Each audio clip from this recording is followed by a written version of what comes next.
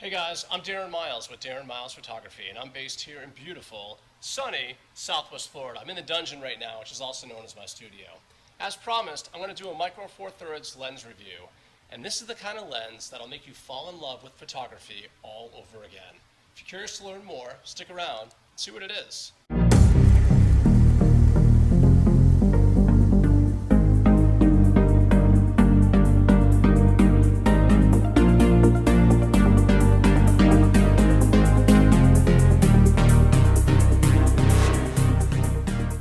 If you saw my last video on replacing my Nikon D750, you probably noticed at the end that my buddy Dan insisted that I try some Micro Four Thirds gear and lenses. Now I admit I was kind of reluctant to do it because in my professional work, I've sort of moved on from Micro Four Thirds. Not because the system is bad, far from it. As many of you know, I started my YouTube channel primarily reviewing Micro Four Thirds gear, and I loved it. I moved on because the big three, Sony, Nikon, and Canon, were offering APS-C and full-frame cameras at similar price points. I got caught up in the hype about bigger sensors and full frame, and in the case of low light shooting, that's still essentially true. At the same time, it seemed to me that the price-to-value relationship was slipping away from Micro Four Thirds, especially when compared to similarly priced full-frame and APS-C models from other manufacturers. Of course, the value proposition of Micro Four Thirds is size and weight, combined with fantastic image quality coming from these matchbox-sized cameras and lenses. My buddy Dan gave me this, the G9, along with two lenses. The first that I've been playing with is this. This is the 12mm f1.4 from Panasonic, and it's a little piece of amazing. So let's check it out.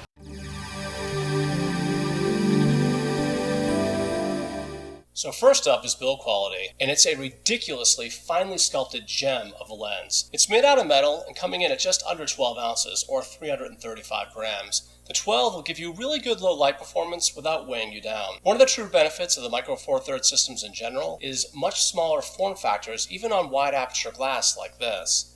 The focus ring is smooth and well dampened, though it is fly-by-wire and it doesn't have a focus distance meter on the lens. But with the G9, you get great focus peaking and a digital distance meter inside the viewfinder that shows a mountain for far-away subjects and a flower for closer focusing macro-like subjects. It seems like everybody wants to copy Fuji these days because this lens has an aperture ring and it clicks firmly into position with nice audible clicks. You can also leave it on automatic mode and control the aperture from the camera itself, which is what I usually end up doing. The hood and the lens cap are of very high build quality as well. The front filter thread is 62mm. On the inside, it's a very complicated formula of 15 elements arranged in 12 groups. Included in that formula are 2 aspherical elements and 2 extra low dispersion elements. The aperture ranges from f1.4 to f16. And speaking of the aperture, there are 9 rounded aperture blades for surprisingly beautiful bokeh, though you will need to get a little bit closer to your subject to separate them from the background. We'll get into that a little bit more in the optics section. The lens is also weather sealed, and at this price point, it better be. But try as I might, I'm struggling to come up with a downside. I mean, maybe the autofocus manual focus switch is a little bit too plastic feeling and a bit less refined than the rest of the lens, but that would be a reach. All in, the 12 oozes with quality, and Panasonic just hit it out of the park. Meaning for build, it just doesn't get much better than this, and the 12 will get a perfect 10 out of 10 for build quality.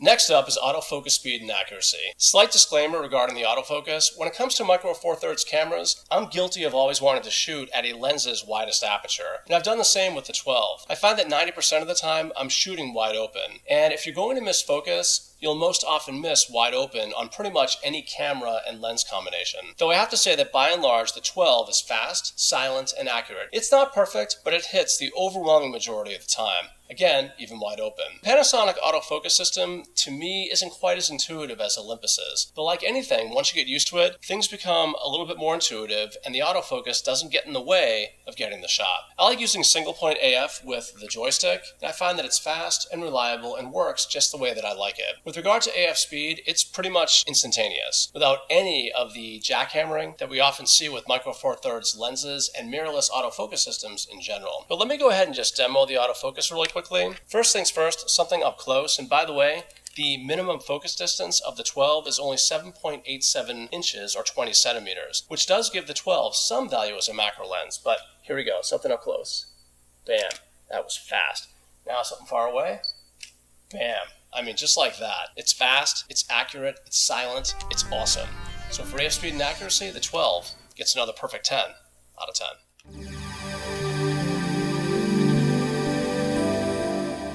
Next up is optical quality and the quality of the results. It was my buddy Dan who convinced me to try the G9 and the Panasonic 12mm f1.4 in the first place. He's been insisting that I try this combination for over a year. He kept telling me, "You gotta try that G9, man. It's a sleeper. I'm telling you, you gotta try it." Well, finally, I gave in, and I have to say, the whole experience kind of reminded me of why I fell in love with photography, and more specifically, why I fell in love with Micro Four Thirds cameras in the first place. Small, compact bodies and lenses that just make photography fun. Overall, again, it's just been such a pleasurable experience. It's just been great. Anyway, onto the optics. With its 24mm full-frame equivalent field of view, creating your shots can be a little bit difficult at times, especially if you're one of those who likes to avoid distractions around the edges of the frame, because 24mm is wide angle. And if you've used something like that before, you definitely know, or you know, that it can pose some challenges with regards to the composition of your photographs. However, where I think the 12 really shines is when you get relatively close to your subject so as to isolate them or it from the background, because with its f1.4 aperture and very close minimum focus distance, even on a Micro Four Thirds body, in my opinion, the 12mm excels at this sort of photography. Now, when you nail focus, which fortunately happens almost all the time, to my eye, the results are tack sharp with beautiful, creamy bokeh. Now, as for downsides, there's really only one. I didn't notice much in the way of distortion or chromatic aberrations, and that's probably because Micro Four Thirds cameras do a lot of in-body lens aberration corrections. But flare, on the other hand, well, that turned out to be a pretty serious problem. Against bright light, you're going to need to be cautious, because the kind of flare that this lens generates definitely has the potential to ruin your photograph. And honestly, that's kind of disappointing, especially for a lens at this high of a price point. Now, keep in mind, wide-angle lenses in general, typically almost all, suffer from some kind of lens flare. That's nothing new. However, the degree of flare that I witnessed with this lens, it raised my eyebrows. Now, it can be avoided, but it's definitely something you're going to need to keep in mind, especially if you're one of those that likes to backlight your subjects. Just proceed with caution. The last question you probably want to ask is, who is this lens for? Well, I think it would be great for environmental type portraits, or perhaps if you're a vlogger, you could use it in your vlog work. Let me just demo this real quick. 24mm is kind of tight, but it can definitely work in that role. You can probably see that there. It could also be used for landscape or potentially some architectural work as well. But in the end, optically, overall, as I mentioned at the beginning, it's just been a delight to use, so long as you're not shooting right into the sun. As with all my reviews, don't take my word for it. Please, see for yourself. The next 1 to 2 minutes will be a series of stills and video clips taken with the Panasonic 12mm f1.4. And trust me, putting the flare issue aside, if you have a passion for photography, you're probably going to want to go out and buy one of these. Hey guys, before we get into the whole picture and video section of this review, I just want to let you know that obviously because of the whole COVID-19 pandemic, it's been very difficult to photograph people as there isn't a big calling for it right now. So in this particular video, my dog graciously stepped in to allow me to take pictures of him. So apologies in the front end, as the bulk of the pictures of this video are of my dog. Just aren't a lot of people opportunities right now. Some street, and I did some architectural work with the lens as well. But overall, I think you'll find that the optical quality is in fact very good. Anyway, videos and pics coming up right now, and I'll see you in the value section.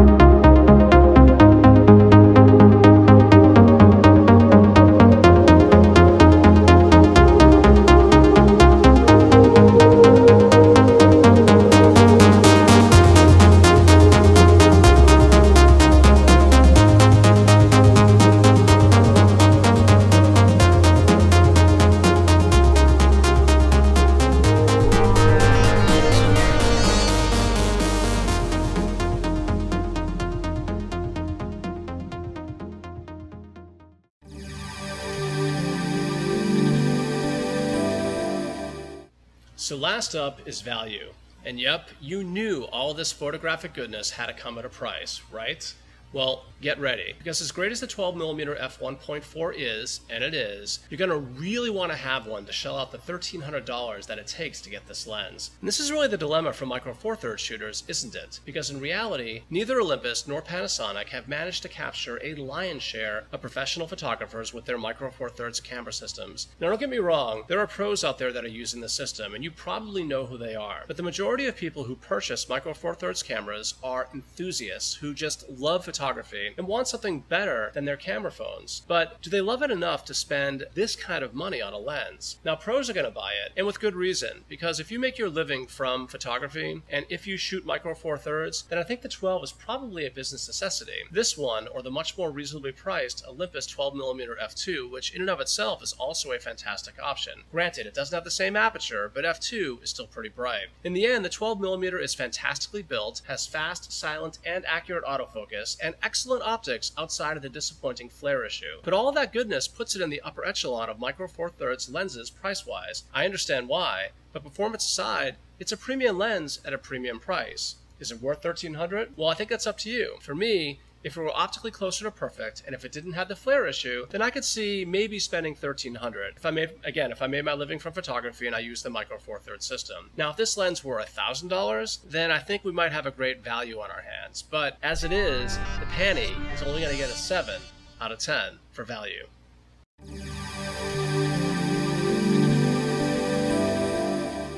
To wrap up this review, we gave the Panasonic 12mm f1.4 a 44.5 out of 50 and our recommended rating. The final word: if you're a professional who makes their living from photography, then I think you can justify the expense of a lens like this, because the optics, again flare aside, are simply sublime. It's built like a little fire hydrant, and the autofocus performance is simply stellar. All in, it's a simply awesome lens. But if you're an enthusiast, to me, it's very likely that you'd be just as happy with the Olympus 12mm f2 for considerably less money. But if you can afford it and are willing to pay for it, then I think it's likely you'll fall in love with the 12 just as much as I have. I'm Darren Miles with Darren Miles Photography, and I'm based here in beautiful, sunny Southwest Florida. If you like videos like this, go ahead and give me a like, or better yet, subscribe. Thank you so much for watching, and until the next time, happy shooting.